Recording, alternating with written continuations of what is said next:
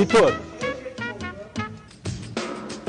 Bom, a pisada de bola de hoje é do árbitro que apitou o jogo entre Internacional e Santos, a gente já falou até aqui, e não deu esse gol do Santos. É que essa câmera, essa aqui a gente vai ver melhor que a bola entra. Não entrou demais, cara. Entrou muito, né, cara? Eu, na primeira jogada, deu metade do gol.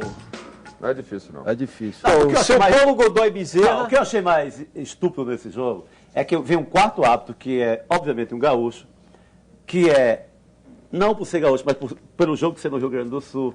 Então você bota um cara no lugar. E a norma, da CBF, a norma é não apitar e não interferir no jogo quem for do lugar. Então, quem decidiu foi o cara do lugar.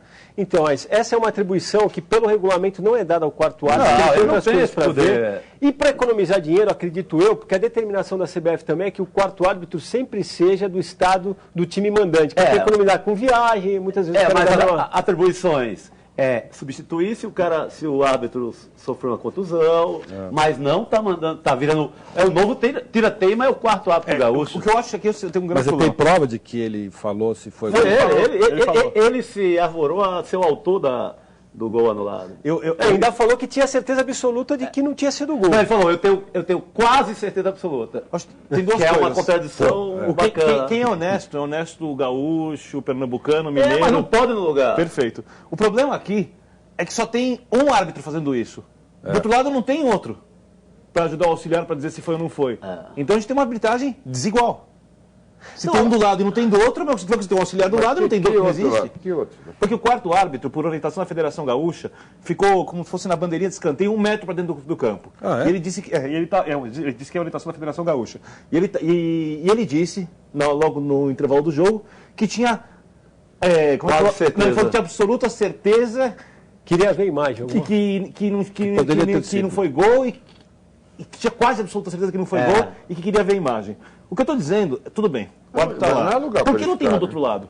Não, mas não é lugar para o quarto árbitro ficar, não. Então essa é a questão. Por que só lá, né? Por que só num lugar? E agora o Chico já pode lembrar, obviamente, também do jogo, do Inter e ele Grêmio, do árbitro que tinha rolado a mesma coisa. Que quase comemorou. Mas essa questão do árbitro do Grenal, eu acho que realmente ele ia fazer uma menção de que a bola tinha tocado no braço do jogador. Eu achei que ele comemorou. Não. Minha impressão. Não. Mas na verdade o que não pode você fazer uma regra só para o Rio Grande do Sul, ou então só para o Recife, no caso Pernambuco, ou então para o Ceará, ou para... Você tem que fazer regra para o país inteiro.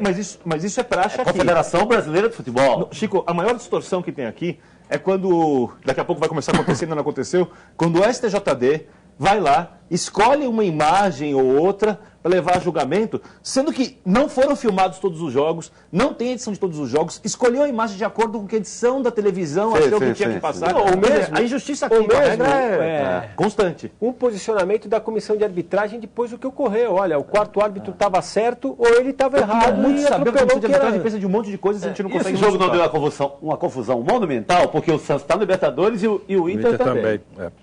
Mas assim, se não, daria uma confusão sem tamanho para parar o campeonato.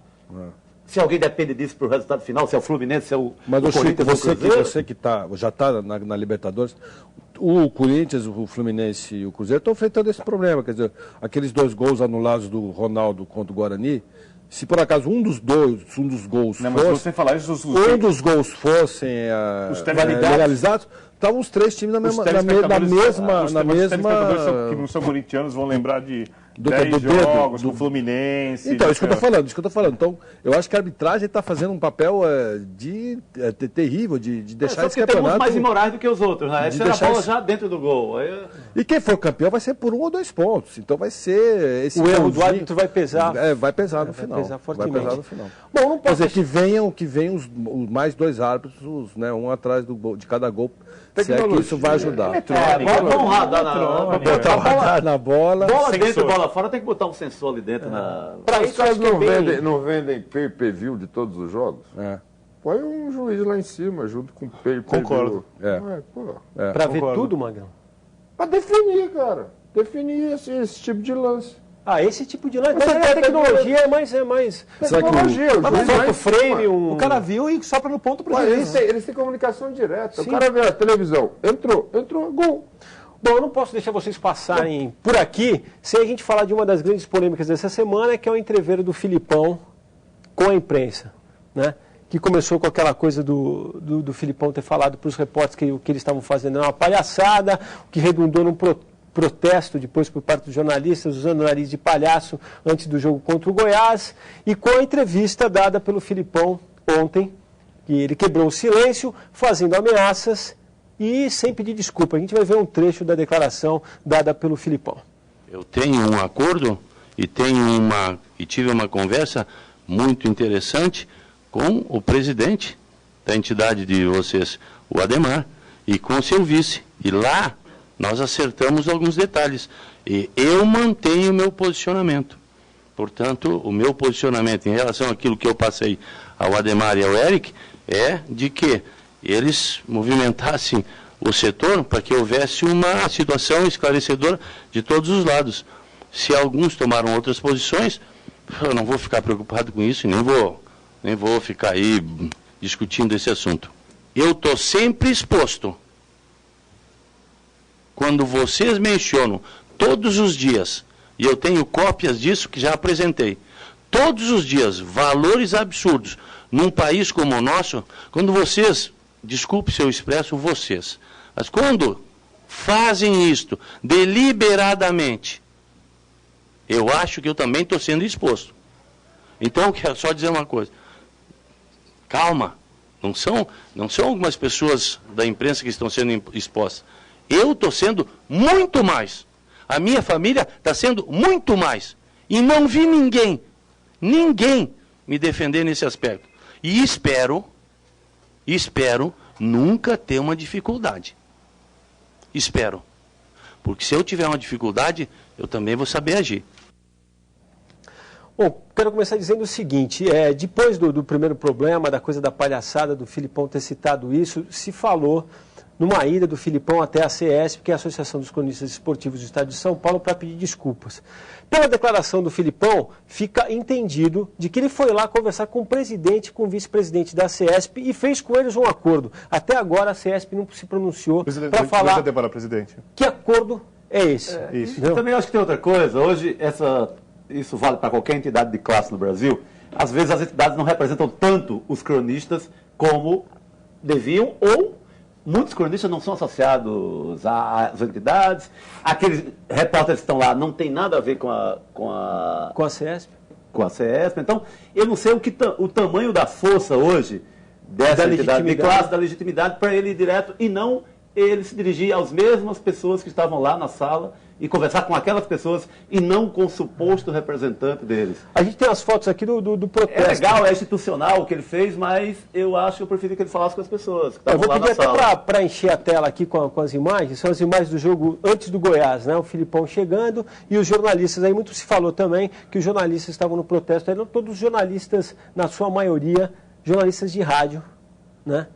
E são essa foto da agência Estado. Mas acho que tem uma outra questão também. Mas isso é legal, gente. Tanto um lado quanto o outro tem que manifestar. É embate. Isso para a sociedade é interessante. Ninguém está errado, ninguém está certo. O Filipão falou, detesta as perguntas mal criadas, as perguntas ignorantes. Vocês me fazem, eu não vou reclamar. E eles detestam a ignorância. Aí os outros se manifestaram, quer dizer, é uma forma das pessoas crescerem. Mas acho que tem uma questão que passa pelo seguinte também, a ameaça do Filipão, eu disse inclusive que tem algumas cartas na manga, que tem coisas para mostrar se por acaso fosse prejudicado no que ele acabou de falar. Acho que num país como o nosso, Magrão, que a segurança é uma das grandes preocupações que a gente tem e que nos coloca sob ameaça em qualquer momento, você depois culpar alguém, se você for vítima de alguma coisa, num país como o nosso, não seria por isso. Não seria por isso. E assim, uma coisa não tem ligação com isso. Quer dizer que se de hoje para amanhã acontece alguma coisa com ele, é culpa do jornalista. Não é culpa do país. Que direito alguém pode pôr culpa em alguém que não seja humilhante?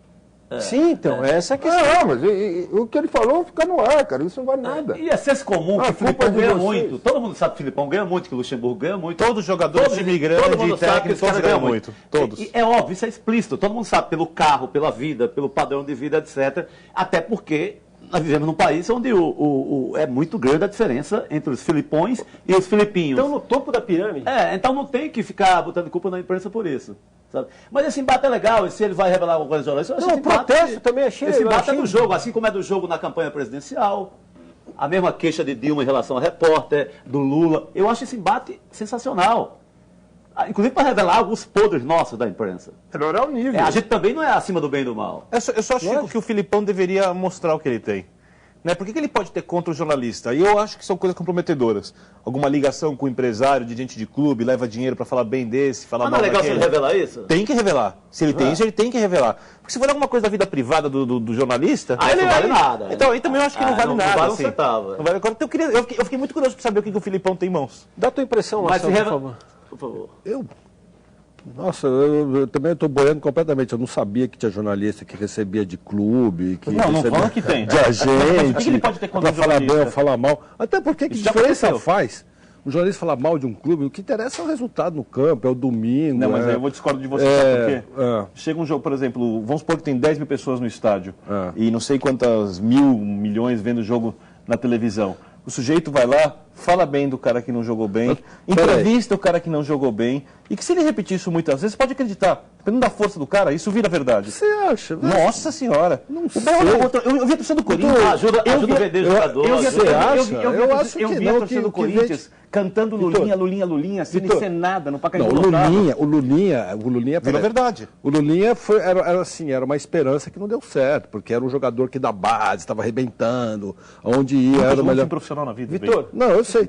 O que eu acho, raciocínio, o que eu acho impossível você, um jornalista, mudar a opinião do que é aquilo que o torcedor viu. Eu acho que o torcedor brasileiro, diferentemente na política, você pode até, né, ter aquele eleitor que pode ser influenciado. Mas no futebol, cara. É menor. Você vai então você vai ficar elogiando o De Federico.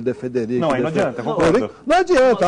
O Yarley, não adianta. O Yarley não faz gol, o time perde. É muito explícito para você. Mas, Eu no acho caso, que- mas influencia assim. Você para vender um jogador para fora, aí você começa a elogiar o cara. Mas eu tenho um repórter de campo, um jornalista do lance, Qualquer crítico. um colunista qualquer do... cronista de futebol. Eu acho que influencia. não, Chico, eu acho que não. Que também o Influencia. cara que está lá fora vem aqui, vê o jogo na tribuna, recebe os DVDs, os famosos DVD. Os DVDs, aí tem os editados, agentes. tal. Eu estou achando esse papo muito papo de aranha, esse negócio de jornalista que pode ser que influencia, o que mude. Eu acho que infelizmente influencia. Dela fosse como você pensa. Eu acho. Não, eu duvido. Vai, não, o cara vai lá no Eu ouvido não do Cartola conheço, e diz, ó, tem um jogador aqui. eu sou boleiro, eu vou em campo, eu vou em estádio.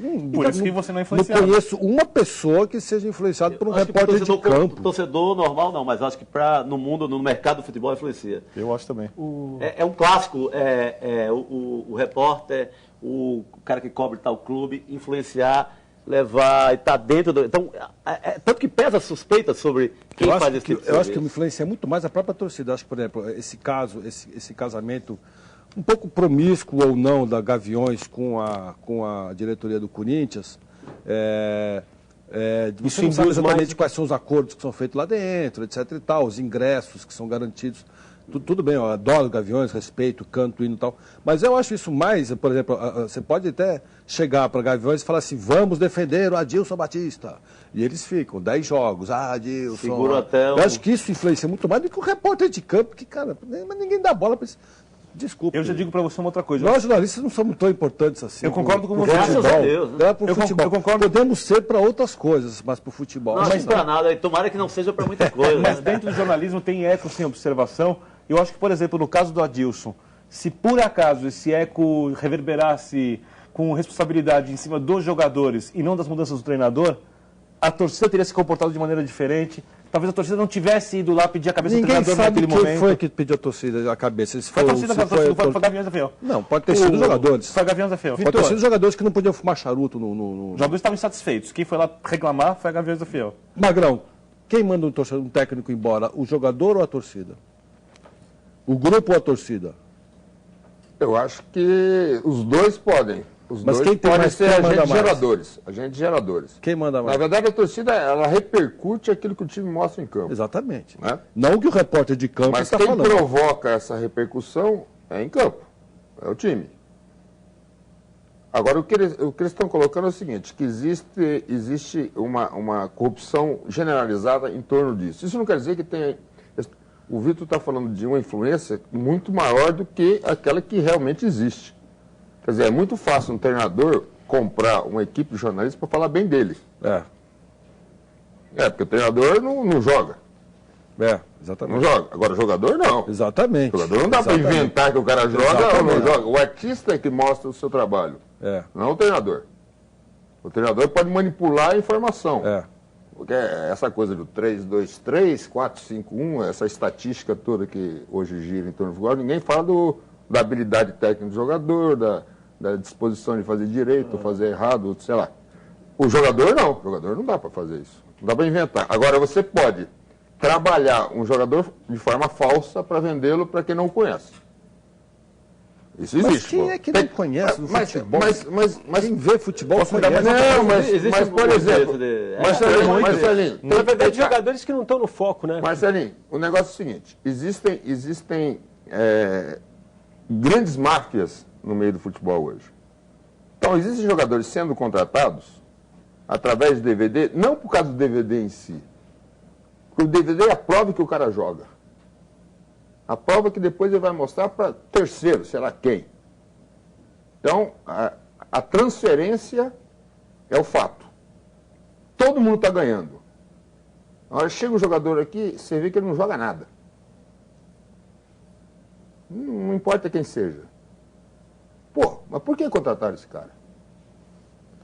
Aí ninguém é dono da razão, ninguém é responsável por isso. É mais ou menos como se faz no Brasil. Vamos fazer para a Copa do Mundo. Quem é o responsável pelos altos custos da construção dos nossos estádios? Não existe responsável, existe quem paga a conta, que somos nós. Nos estádios públicos nós vamos pagar. Agora, quem vai ser o responsável pelo desperdício de dinheiro, pela manipulação desse dinheiro, pela sumida do dinheiro? Quem que vai ser responsável?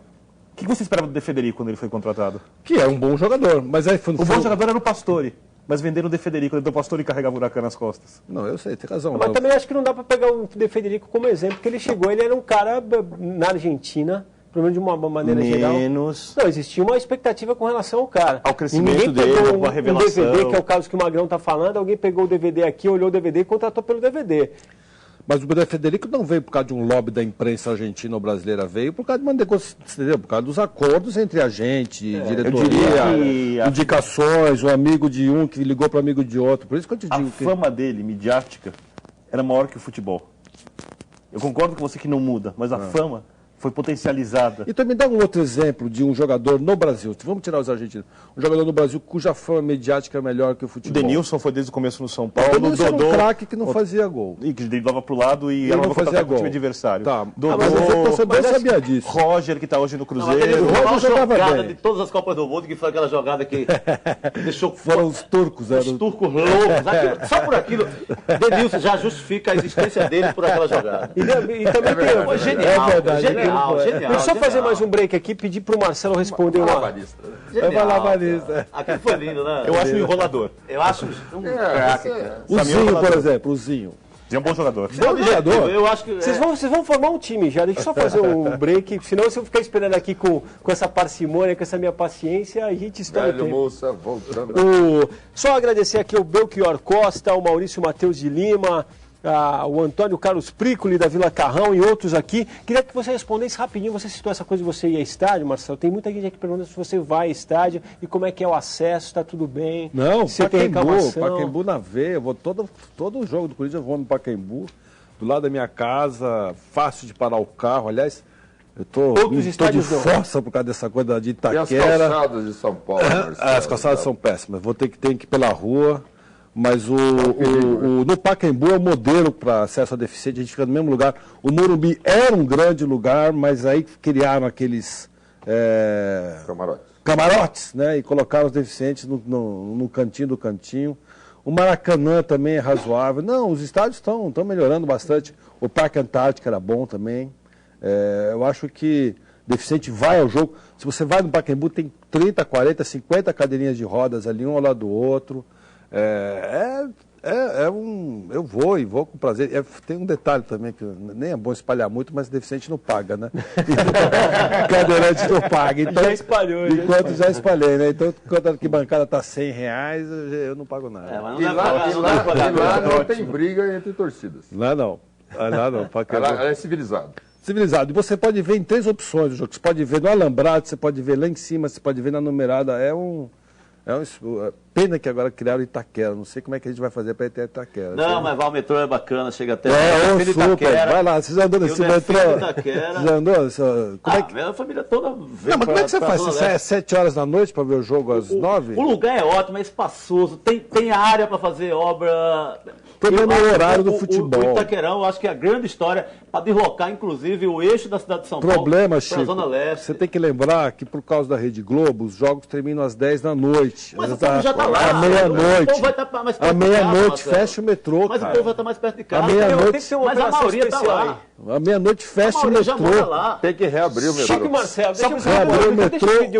deixa eu pedir. A maioria mora lá, já vai estar em casa. Quem está longe somos nós. E teremos uma concorrência para os direitos da televisão.